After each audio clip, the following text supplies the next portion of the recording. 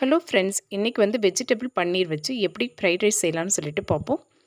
வாங்க வீடியோக்குள்ளே போகலாம். ஒரு 150 பீன்ஸ் எடுத்து நல்ல பொடியாக கட் பண்ணி வச்சுருக்கேன். ஒரு கேரட் எடுத்து நல்ல பொடியாக கட் பண்ணி வச்சுட்டேன். 150 கிராம் பன்னீர் எடுத்து உப்பு, மிளகாய்த்தூள், ஜீரகம் எல்லாமே போட்டு நல்லா கிளறி வச்சுருக்கேன். ஒரு 10 நிமிஷம் ஊறினதுக்கப்புறமா இதை நல்ல ஒரு தோசைக்கல்லில் போட்டு ரோஸ்ட்டு பண்ணி எடுத்து வச்சுக்குவோம் தனியாக. இப்போ இந்த பன்னீர் ரெடி ஆகிடுச்சு. இதை தனியாக எடுத்து வச்சுடுவோம். இப்போ ஒரு கடாய் எடுத்துக்கிட்டு ஒரு 2 டீஸ்பூன் எண்ணெய் சேர்த்துக்குவோம். எண்ணெய் நல்லா சூடானதுக்கப்புறமா ஒரு துண்டு பட்டை, 2 லவங்கம், கொஞ்சம் கடல் பாசி சேர்த்துட்டு நல்லா பொரியட்டும். நல்லா பொரிஞ்சதுக்கப்புறமா காரத்துக்கு தகுந்த அளவுக்கு பச்சை மிளகாய் நீல வாக்கில் கட் பண்ணி சேர்த்துக்கோங்க. இஞ்சி பூண்டு தட்டி வச்சுருக்கோம், அதையுமே இதோட சேர்த்துட்டு நல்லா கிளறி விட்டுடுறேன். இப்போ நல்லா கிளறி விட்டுட்டேன். இப்போ இது கூட நம்ம கட் பண்ணி வச்சுருக்கிற பீன்ஸை சேர்த்துட்டு எண்ணெயிலே நல்லா வறுத்து எடுத்துக்குவோம். தண்ணி எதுவும் சேர்க்க தேவையில்லை. ஸ்டவ் வந்து மீடியம் ஃப்ளேம்லேயே வச்சுக்கோங்க. இப்போ பீன்ஸ் இந்த அளவுக்கு வதங்கினதுக்கப்புறமா நாம் இது கூட கட் பண்ணி வச்சுருக்கிற கேரட்டை சேர்த்து நல்லா வதக்கிக்குவோம்.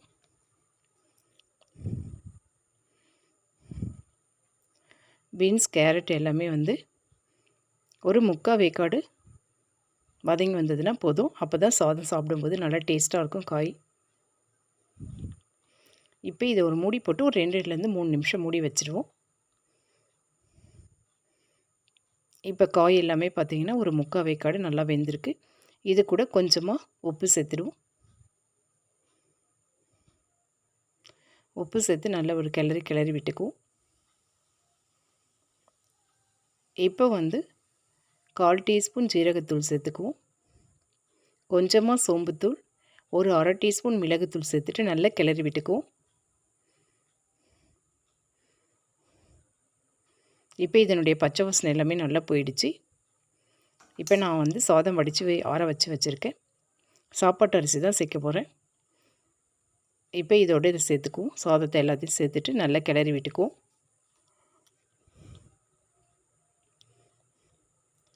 சாதம் எல்லாமே நல்லா உடையாத அளவுக்கு பார்த்து கிளறிக்கோங்க.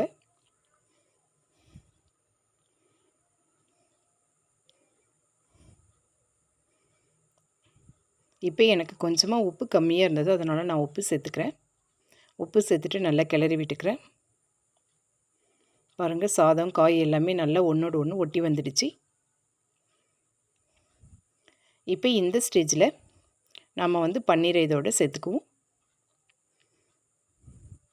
பன்னீர் சேர்த்துட்டு ஒரு 2லேருந்து 3 நிமிஷம் நல்லா கிளறி விட்டுக்குவோம். பன்னீர் எல்லாம் உடையாமல் பார்த்து கிளறி விட்டுக்கோங்க.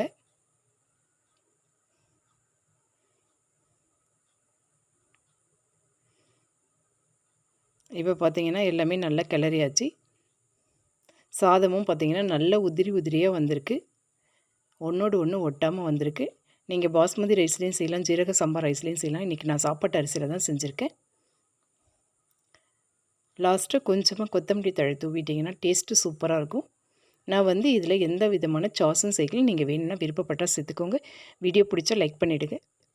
இப்போ தான் நம்ம சேனலை ஃபஸ்ட் டைமாக பார்க்குறீங்கன்னா சப்ஸ்கிரைப் பண்ணிக்கோங்க. தேங்க்யூ.